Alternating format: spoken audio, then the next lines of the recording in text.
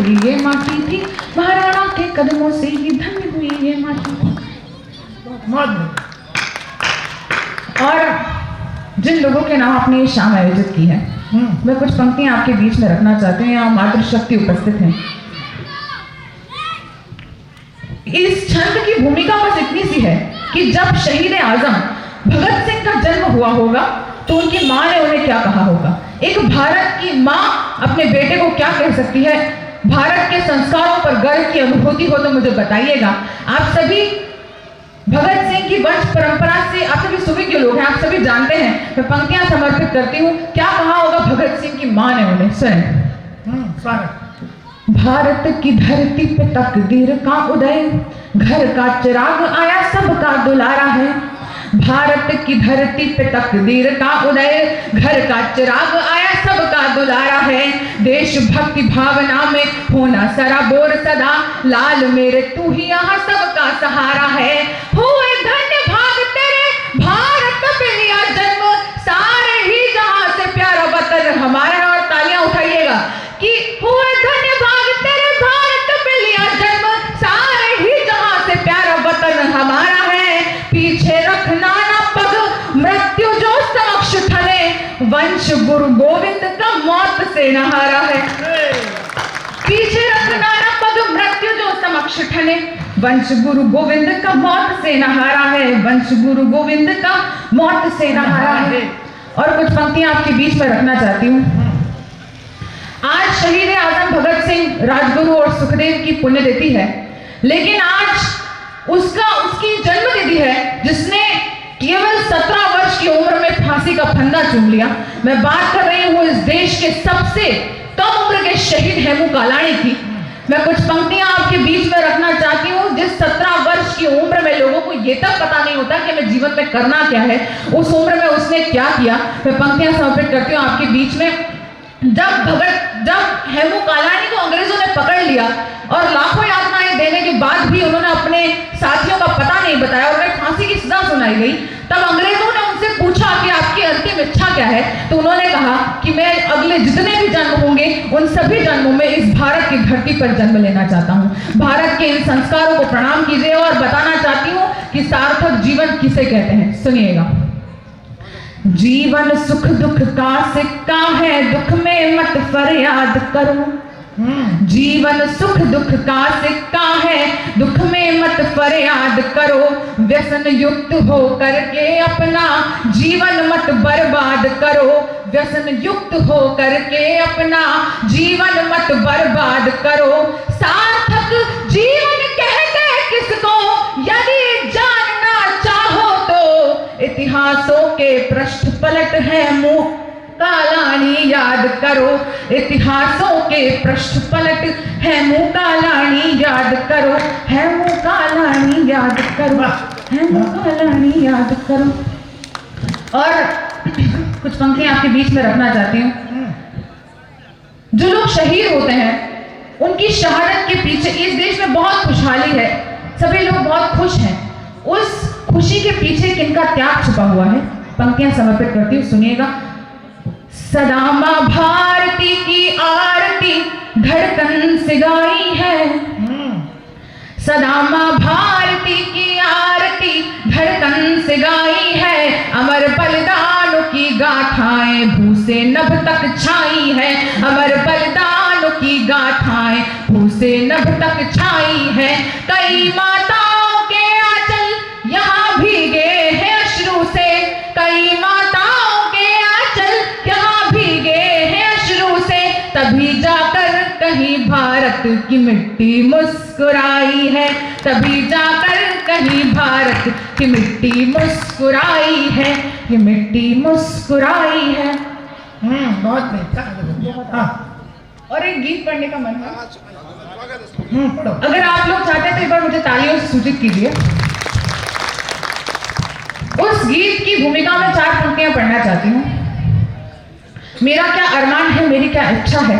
यदि आप लोगों का भी वही अरमान हो तो फिर मुझे तालियों से बताइएगा। सर स्वागत है। खुशबुओं से महकता चमन हो मेरा। खुशबुओं से महक महकता चमन हो मेरा, देश में ही सदा मन मगन हो मेरा, देश में ही सदा मन मगन हो मेरा। आँख जो हो खुली तो दिखे तीन रंग, बंद हो तो तिरंगा कफन हो मेरा, बंद हो तो तिरंगा कफन हो मेरा, कफन हो मेरा। और वो गीत विशेष आपके बीच में रखना चाहती हूँ। बहुत छोटा गीत है, केवल एक बंद का गीत है। कुछ पदभ्रष्ट लोग तिरंगे को केवल एक कपड़े का टुकड़ा मानते हैं। मेरे लिए तिरंगा क्या है, आपके लिए तिरंगा क्या है, और सरहद पे खड़े जवानों के लिए तिरंगा क्या है। मैं गीत पढ़ना चाहती हूँ, सुनिएगा। और मैंने इसको अपने नजरिए से लिखा है, आप अपने नजरिए से सुन सकते हैं। सुने। केसरिया साहस दर्शाता, अगर तालियों की ताल लेंगे तो मुझे सुनने में और सुनाने में बहुत आनंद आएगा। केसरिया साहस दर्शाता, केसरिया साहस दर्शाता, केसरिया साहस दर्शाता, श्वेत शांति को गाता है ये हरा रंग, समृद्धि पर चलने की राह बताता है ये हरा रंग, समृद्धि पर चलने की राह बताता है। वसुंधरा पर शांति का, वसुंधरा पर शांति का संधान तिरंगा है, वसुंधरा पर शांति का संधान तिरंगा है। सारे जग में भारत की पहचान तिरंगा है, सारे जग में भारत की पहचान तिरंगा है। बहुत बढ़िया। सारे जग में भारत की पहचान तिरंगा है। और क्यों पहचान है, मैं पंक्तियां समर्पित करती हूँ। जिस देश के पक्ष में कश्मीर में तिरंगा फहराया जाता है, उसी देश के बच्चे जब यूक्रेन और रूस की जब लड़ाई होती है और फंस जाते हैं, तो तिरंगे को ओढ़कर, तिरंगे की आड़ लेकर अपने देश सुरक्षित पहुंचते हैं। किसकी शक्ति इस तिरंगे में समाहित है, मैं पंक्तियां समर्पित करती हूँ, सुनिएगा। जो अपने शौर्य से करते भारत माँ का वंदन है, जो अपने शौर्य से करते भारत माँ का वंदन है, साहस के पर्याय बने उन वीरों का अभिनंदन है।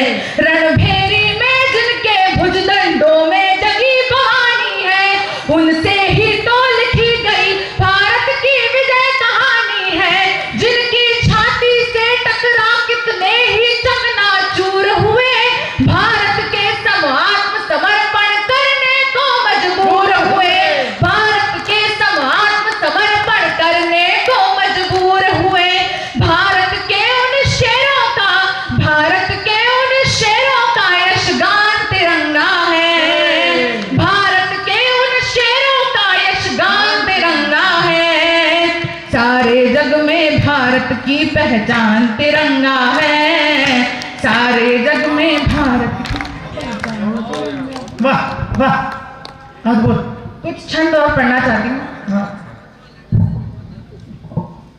अभी नववर्ष हम सभी ने बनाया है और 30 मार्च को रामनवमी आने वाली है।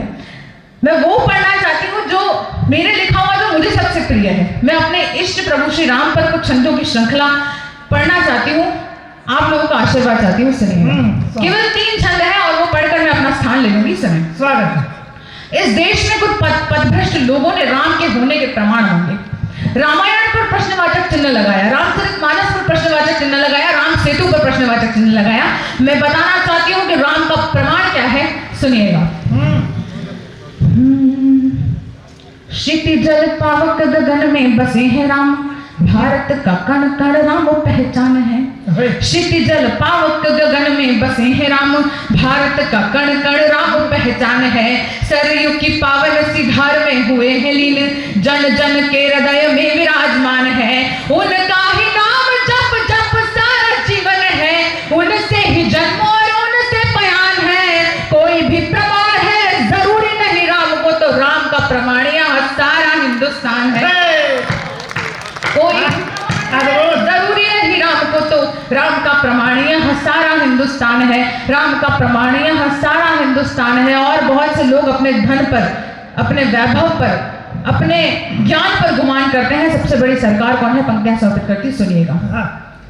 जिनकी कृपा से हुए तप्त है अपार सूर्य, एक स्मित श्वेत हुए चंद्रमा हजार है। जिनकी कृपा से हुए तप्त है अपार सूर्य, एक स्मित श्वेत हुए चंद्रमा हजार है। एक प्रतिमान अरमान भगवान है वो, राम नाम ने ही हर दुख जो अपार है। अंगद का पद पद प्रक्षालन केवट का, शबरी के आंगन में खुशियां बहार है। सारी दुनिया को जीतने वाला भी रंग हुआ, सारी दुनिया के बस एक सरकार है। सारी दुनिया को जीतने वाला भी रंग हुआ, सारी दुनिया के बस एक सरकार है। और अपने काव्य पाठ का अंतिम छंद प्रस्तुत करना चाहती हूँ, सुनिएगा। बहुत से लोग राम को खोजने की होड़ में निकले हैं। राम मिलते कहाँ है या हरि मिलते कहाँ है? चाहे द्वापर, चाहे त्रेता या चाहे कलयुग, हरि कहाँ मिलेंगे, अक्सर किन में मिलेंगे? सुनिएगा। राम ना मिले हैं कभी धन द्रव्य संपदा में, राम तो मिले सदैव शबरी के बेरों में। राम ना मिले हैं कभी धन द्रव्य संपदा में, राम तो मिले सदैव शबरी के बेरों में। ताप में तपे हैं खुद दिन मान के समान, राम तो जले हैं दीप से घने अंधेरों में। राजभवनों की ऊंची ऊंची अटारी में नहीं, ऋषि मुख शिखर के पावन से घेरों में। राम ना बसे है कभी छल कपटी हृदय, राम ना बसे है कभी छल कपटी हृदय। राम तो बसे सदा निषाद के बसेरों में। राम ना बसे है कभी छल कपटी हृदय, राम तो बसे सदा निषाद के बसेरों में। राम तो बसे सदा निषाद के बसेरों में। बहुत धन्यवाद।